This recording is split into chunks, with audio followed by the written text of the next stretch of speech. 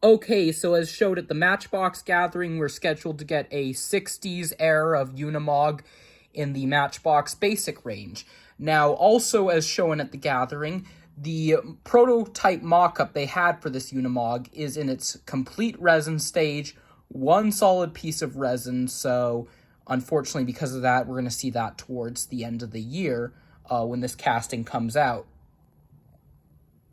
However, while we're waiting for that Matchbox Unimog to come out, we'll take a look at another Unimog that is based around the 406 model.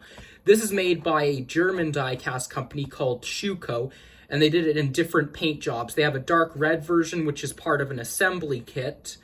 They've also done it in dark green, dark blue, light green, and then they've done different versions of the Unimog in different graphics, as well as doing one with a snowplow blade. I did order the dark green version, or at least I thought I did, because unfortunately Amazon false advertised and I got the light green version. But I'm going to let that slide. We're going to get into this video. We'll get this cracked open and get a better look at it.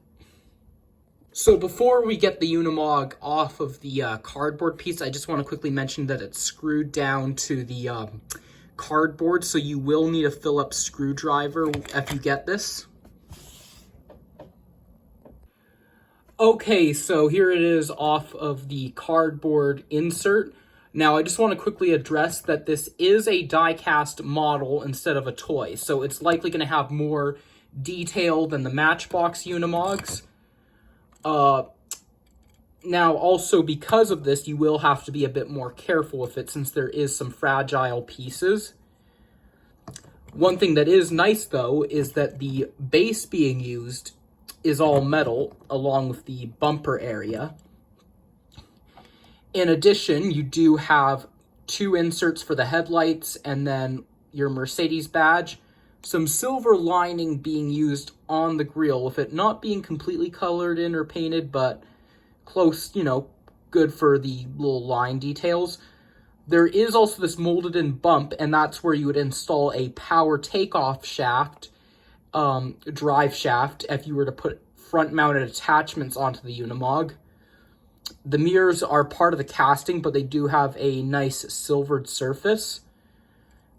And taking a closer look underneath the Unimog, the tread pattern is good, and there is a molded-in exhaust pipe, which is a separate piece. And that's going to be made out of flimsy plastic, of course.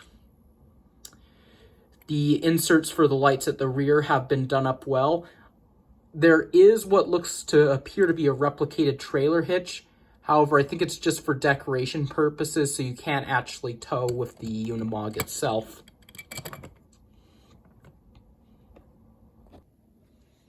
However, I will give credit to the wheels, which seem to have a nice good amount of detail being used on the wheel nuts.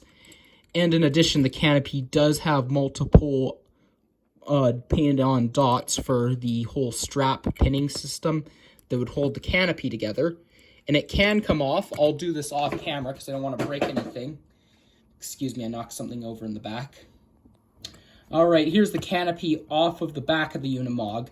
Now, with the canopy off, I do want to quickly address, if we bring it in a little closer, you can see there's a little molded in line behind the cab that's casted into the load box or cargo box. And that's actually where the canopy would partly clip onto. If we bring the canopy in itself, see that little gap there? That's supposed to slide in. So it's only supposed to go on one direction for anyone who's wondering. I do like all the molded in casted lines they put in the back of the load box for some molded in plank detail. And with the load box off, that gives you the option to display some loads in the back. Or, I mean the canopy off, excuse me. So here we have a little plastic crate we can put in the back. And then let's get our canopy and see if that will still fit on the bed with the crate in the bed area. And it does. And finally, before we wrap up the video, just bringing in the original Matchbox Unimog that they have for their current era. I say original, I'm don't mean like they're less in the air, but the current Unimog that they have in the Matchbox line, just to give a quick size comparison, this one on the box, it said 1:64 scale. So it is a little bit bigger. However, this might display a little bit more well with some other Matchbox cars you may have in the collection. But I thought I'd quickly compare the two. Again, looking at them from the grill point of view, there is a bit more detail on this one. Again, this is a newer model, and then this is an older model for the real life counterparts, that is. And then it's also worth noting that quality-wise, there's no comparison with the rubber tires and the metal base being used on this one. And then when I do get that Matchbox 60s 406 Unimog, I will be comparing it to this one nonetheless. But apart from that, that just about wraps it up for this video. And when it comes to my final thoughts and opinions, I think that if you're looking for a 406 model of the Unimog, this is one I would highly recommend.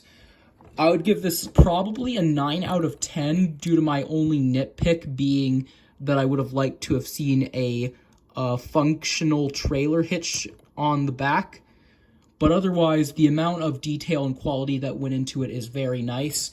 It's nice to have the additional canopy on the back that can be removed, if I can remove it gently.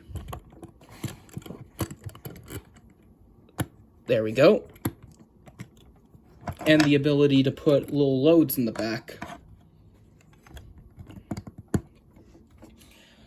But apart from that, that just about wraps it up for this video. Let me know in the comments what you think down below of the Schuco 406 Unimog.